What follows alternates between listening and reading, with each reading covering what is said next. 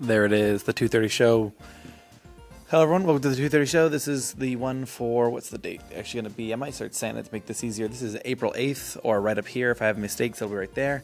And this will probably go up on Wednesday, April 9th. Thank you all for commenting on the last one. We got 2 comments this time that we're going to be throwing on there. There were more comments. I appreciate you all for commenting, of course. The goal is to get to 5 unique comments, and that's kind of where we've hit a wall, as we end up with a lot of the same people commenting. We appreciate you, Mike Man and Buckeye Guy, but I do want to try to make it where we get unique ones. So that's just what's going on right now. By the way, I couldn't find a handle for the mic, so we're going just handheld fully today. So let's start off with my article over robot horses. Kawasaki's Heavy Industries has unveiled their new concept for transportation. The Corleo is a 2-seater quadrupedal robot.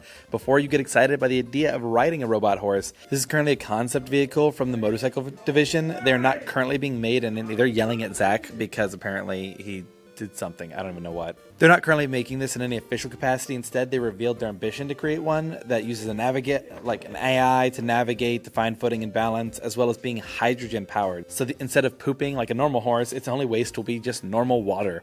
The soonest something like this could even reach the market by estimates of Kawasaki is 2050. So the dreams of having and owning a hydrogen horse are still far away.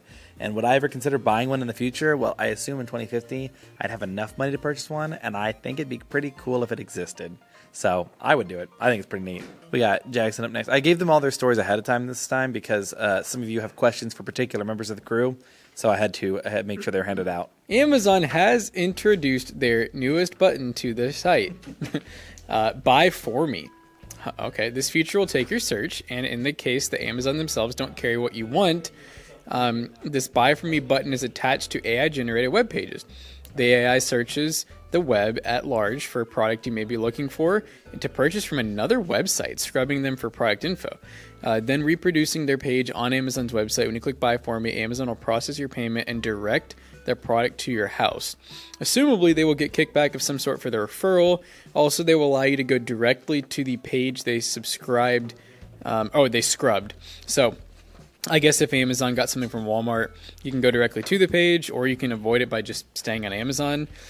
It's definitely an interesting feature that I can see it being useful because, I will admit, having an Amazon card, I do get rewards and stuff, so it can be kind of cool to get the rewards points and stuff. But at the same time, it's Amazon's already pretty big, so I don't know about them taking even more. But how would I feel if this feature began to show PC Bros products? Yeah, that's what I was curious about. See, that would be my thing, is I would really hope there's a way to disable that as a seller if you wanted to, because there may be times where you don't want your products on Amazon. I think it would be really cool.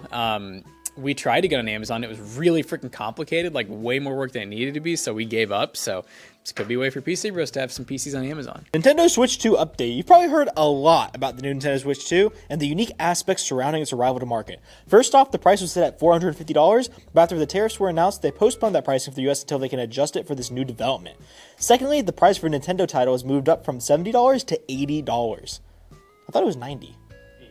Is it $80? Yeah. Is it $80 for digital, $90 for physical? Yeah. Yeah. 90.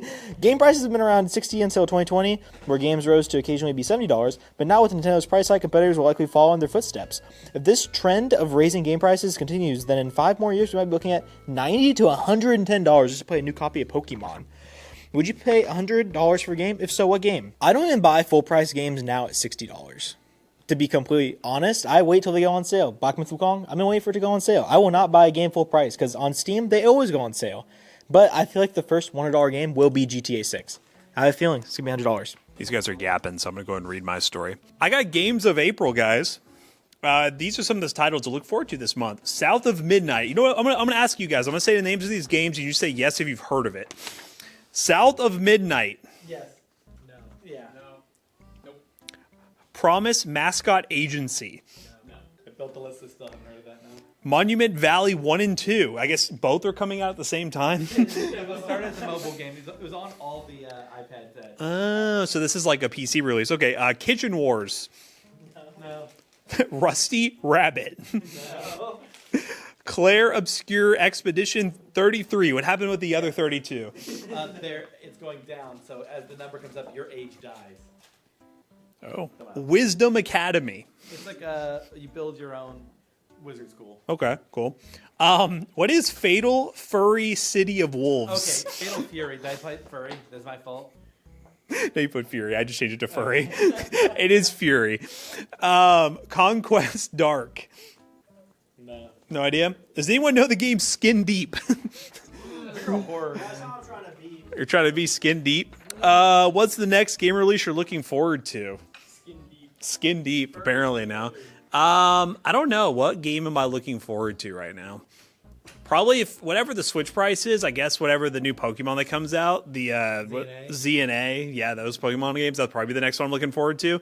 I'm trying to finish Ghost of Tsushima, so the new Ghost of Yotei or whatever the other version, the sequel to that game that's coming out. I know that one's end of the year. So if I finish Ghost of Tsushima, I'll be ready for that one. Buckeye over here trying to throw shade at my college football team. Does college football season make you sad each year knowing the Wildcats will inevitably finish sixth in the East? I have expectations for football a lot differently than basketball. Being a basketball school, high expectations, championships. Football, if we win 6 or 7 games every year, I'm having a fun time doing so. It's all about expectations in life. Would love to be better at the sport, but you know what? Reasonably, we're a basketball school, so it is what it is. Who's next? Hello. God, this is such a crazy angle today, but all right. We have Elon Ma news. Elon's PoE experience. Streaming from his private jet, like the relatable streamer he is, Elon Musk attempted to prove his gamer cred by live streaming Pillars of Eternity 2 gameplay. Months ago, Elon claimed to have one of the best accounts in the game. With screenshots and streams of him playing on one of the best hardcore accounts in the game, he seemed very confused by some of the game's most basic systems. It was quickly surmised that he paid to have his account boosted, which eventually he admitted.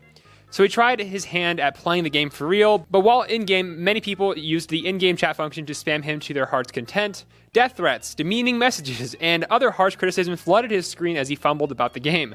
Eventually dying to his mini-boss, he then abruptly ended the stream. But eventually, he shut the stream down, and he seems to be very concerned that the people want to see him as a good streamer and gamer, but he really doesn't seem to be that. So if you could do a 12-hour live stream with any one guest, living or dead, who would it be? I'd probably do like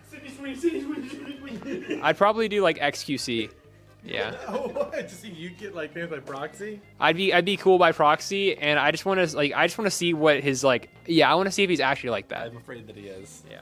No, sorry. Apologies for the mix-up. I was writing these. I've been trying not to use any sort of robotic help, so occasionally I make little mistakes in this one. But we got, this was Path of Exile. Did you all already go over that? Yeah, so it's Path of Exile, not Pillars of Eternity. That is a solo game. But yeah, I don't know why he really wants people to see him as an elite gamer, but he very much sucks at games. So with that being said, thank you for watching this episode of the 230 Show. We're looking to try to get to 5 comments. If you all could think of something you want to get us to 5 unique comments, then I will, if you put something down below here, then I'll say it next time, and then that'll be the prize for having gotten there. But thank you all for watching, and take care. Peace.